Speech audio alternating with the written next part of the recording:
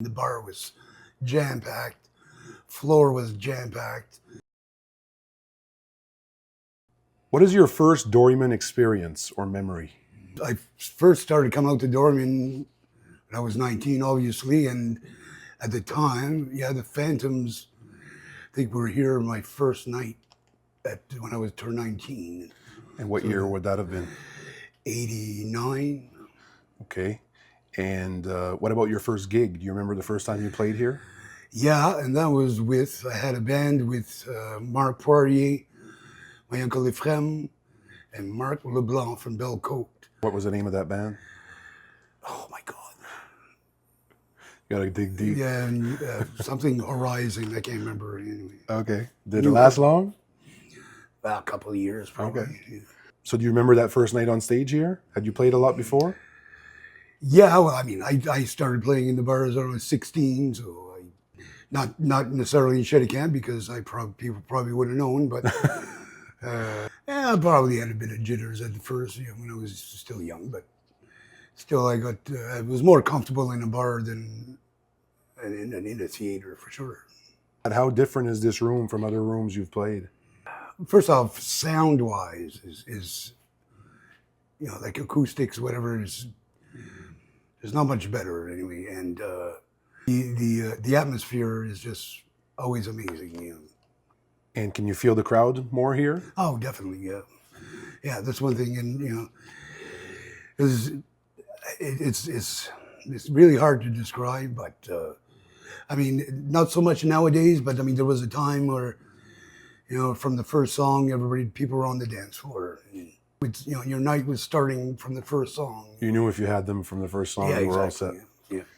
And do you remember any specific crowds maybe that were better than others? Is there anything that comes to mind when I ask about, one of the best crowds you would have played for here? Well, it would have been when I was with the Phantoms. I mean, back in 2005 and 6. I mean, I remember, lineups outside. Probably a lineup of 30 people outside waiting to come in. And that would have been, probably my best times here. And you were playing bass with the Phantoms. Who else was with you? At the time would have been Brian Doyle, Bruno, and Clarence. Just the four of you? Just the four of us, yeah. Okay. And packing the tavern pretty much every Saturday night? Yeah, in those years, yeah, for sure, yeah. What's a song that always works at the Doryman? Oh my God, the dreaded Brown Eyed Girl, how's that? And you're known for even changing the lyrics to that song, aren't yes, you? To make it fit the Doryman, yeah? Make it fit the Doryman, yes. So I guess it's not that bad.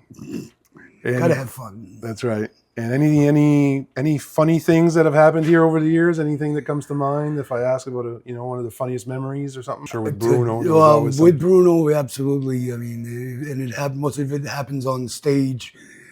Well, nobody else in the crowd knows what's going on. But that's right. We're trying to run from the stage. How's that? You guys get a kick out of it. What has the Doryman meant to you as a musician? Opportunity. I mean, definitely opportunity. I mean, and especially in the summer where you're seeing all new faces, with tourists, and to me this is the better place to perform. Yeah. And as far as bands or solo acts or anything like that, is there any that you came as a fan to watch that might, spark a memory? And it was Breaking Tradition when they played here. 2012, the reunion. Yeah.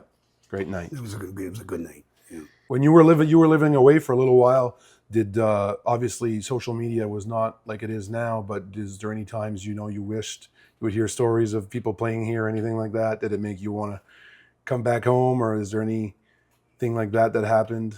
Yeah, oh my God. I remember, especially when we were in Halifax, and I remember Michel and I had a band over there, and saying, geez, I'd love to be playing with this band at the Doryman. And that was in Halifax. Yeah, and we were kind of trying to be the Phantoms, I guess, in the sense, what we did over there. Material-wise. Yeah, material-wise, and yeah. So it was, we would kind of hope that one day we'd be able to come and play here, but it's not always possible. Why does live music matter here? if there was no more bands, it was just, can be kind of a boring life, I think, And to me, because I enjoyed some Saturday nights to go. There's a night to go out and have a listen to whoever's playing, and but it's a form of, it's definitely a great way to get entertained. Anyways, Finish this sentence. The Doryman stage.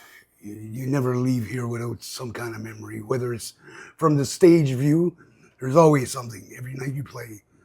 Whether it's somebody did something in the crowd, or there's always something, like, Different perspective. remember that night? Yeah, yeah.